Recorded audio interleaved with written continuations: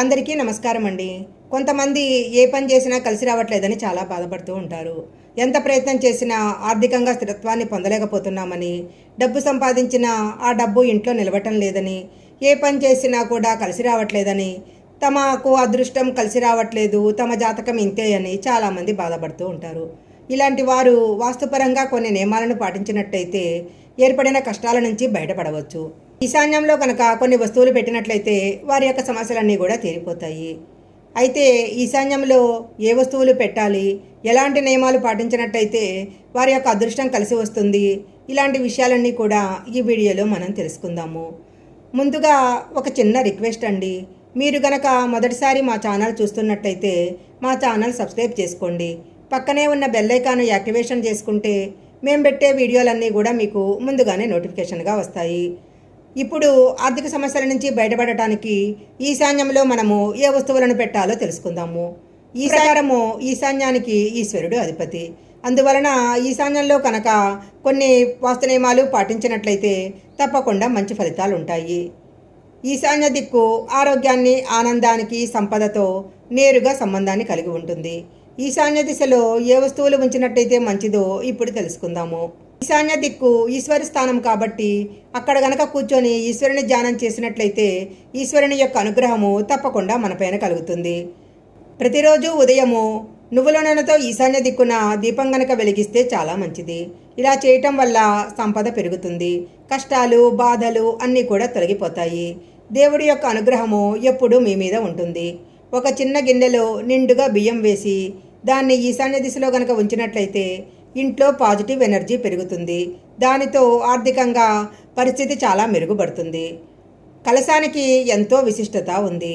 కలశాన్ని పూజించటము అంటే చాలా లక్ష్మీదేవి యొక్క అనుగ్రహము పొందాలంటే కలశాన్ని తప్పనిసరిగా పూజించాలి. సకల దేవతలు, గ్రహాలు కలశంలోనే ఉంటారని అంటూ ఉంటారు. అందువలన ఈశాన్య దిశలో నీటి కలశం గనక ఉంటే చాలా మంచిది. అలాగే ఇంటి ముఖద్వారం దగ్గర కూడా కలశాన్ని పెడితే సిరి సంపదలు కలుగుతాయి.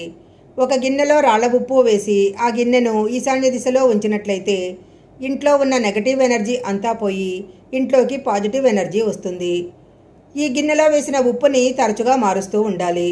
అలాగే గిన్నెలో నుంచి తీసిన ఉప్పును ఎవరూ తొక్కని ప్రదేశంలో వేయటం కానీ నీళ్లలో కలపటం కానీ చేయాలి. ఈశాన్య దిశలో వినాయకుడు, లక్ష్మీదేవి ఫోటో ముందు ఆవు నేతితో దీపాన్ని వెలిగించాలి. ఇలా గనక చేస్తే ఆ ఇంట్లో డబ్బుకి ఎలాంటి లోటు ఉండదు. ఈశాన్య దిశలో పూజాగది కనుక నిర్మించుకుంటే చాలా మంచిది. ఈశాన్యంలో పూజాగది ఉండటం వల్ల దేవుని యొక్క ఆశీస్సులు తొందరగా లభిస్తాయి. ఎప్పుడూ కూడా ఇంట్లో ఈశాన్య దిక్కులోనే దేవుని చిత్రపటాలు ఉంచాలి. ఈశాన్య దిశలో ఎట్టి పరిస్థితిలో కూడా బరువులు మాత్రం పెట్టకూడదు. ఆ దిశలో కనుక ఏవైనా బరువులు ఉంటే తీసేయాలి.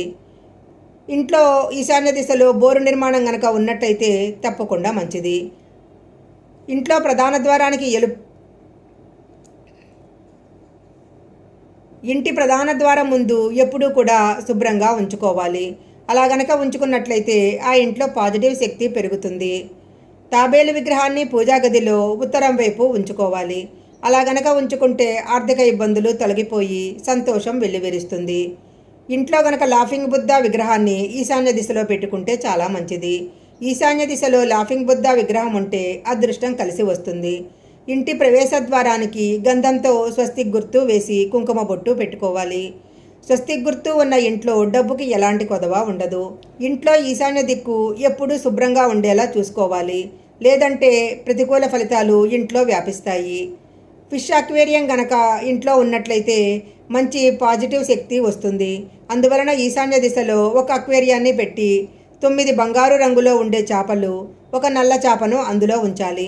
ఇలా గనక చేస్తే అదృష్టం కలిసి వస్తుంది.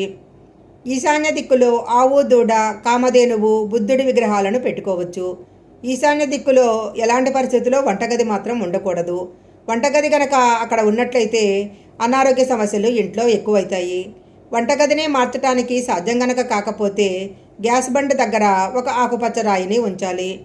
ఇంటి ఈశాన్య దిశలో తులసి మొక్క నాటినట్లయితే చాలా మంచిది. ఇంట్లో ఉన్న ప్రతికూల శక్తులను తులసి మొక్క నశింపజేసి పాజిటివ్ ఎనర్జీని ప్రసరింపజేస్తుంది. ప్రతిరోజు తులసి మొక్కకు నీరు పోసి పూజలు చేయాలి.